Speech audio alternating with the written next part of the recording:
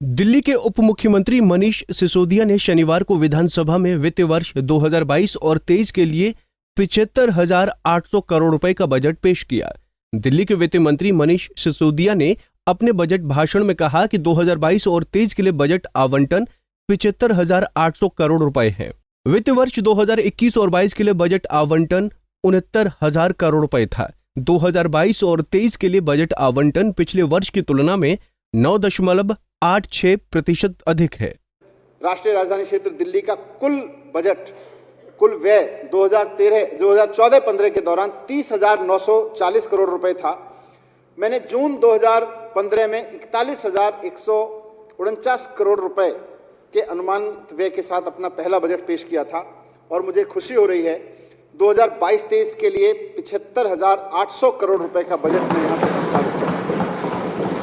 अगले साल के लिए 75,800 करोड़ का बजट है, जो 2014-15 के 30,940 करोड़ रुपए के व्यय की तुलना में 2.5 गुना है।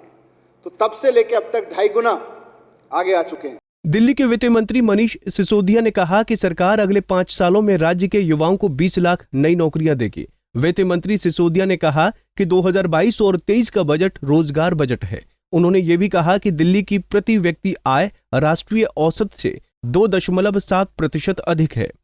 मैंने पिछले 7 साल में इस सदन में सरकार की प्राथमिकता के आधार पर आपके समक्ष जीरो टैक्स बजट प्रस्तुत किया, एजुकेशन बजट प्रस्तुत किया, हेल्थ बजट प्रस्तुत किया। इस सदन में मैंने एक बजट ग्रीन बजट भी प्रस्तुत किया। पिछले साल देशभक्ति बजट प्रस्तुत किया। आज आपकी अनुमति से मैं इस सदन में अगले वित्त वर्ष के लिए रोजगार बजट प्रस्तुत कर रहा हूं। पिछले साल के देशभक्ति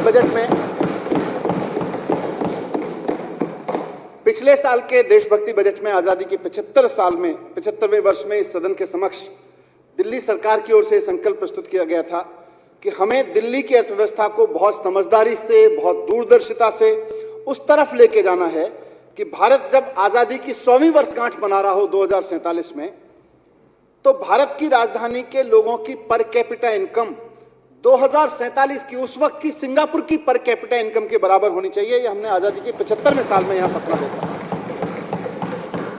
इस मुश्किल लेकिन संभव लक्ष्य को हासिल करने के लिए कुछ योजनाएं तो मैंने पिछले बजट में लाया था। 2047 तक दिल्ली वालों की आय को सिंगापुर के वालों की उस वक्त की आय के बराबर ले जाने के लिए सबसे महत्वपूर्ण कदम है कि हमारे अधिक से अधिक दिल्ली वासियों के पास एक सम्मानजनक रोजगार होना चाहिए, उनके पास एक जॉब होना चाहिए। इसलिए इस बजट में और 2047 को देखे गए सपने को पूरा करने के पहले कदम के रूप में मैं इस सदन के समक्ष रोजगार बजट आज प्रस्तुत कर रहा हूं। इसका नाम है रोजगार बजट। इसमें प्रस्तुत योजनाओं के माध्यम से हम न सिर्फ दिल्ली के बाजारों की और व्यापार की रौनक और उसकी गरिमा को लौटा लाएंगे, 21वीं सदी के वर्तमान और भावी व्यापार को भी हम दिल्ली में प्रोत्साहित देंगे। और इन सब प्रयासों से जो मैं इस बजट में रखने जा रहा हूं, इन सब प्रयासों से अगले 5 साल में दिल्ली में कम से कम 20 लाख नई नौकरियां पैदा होंगी।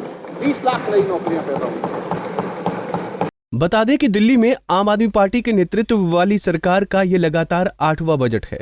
Bureau report, Punjab Kesari TV.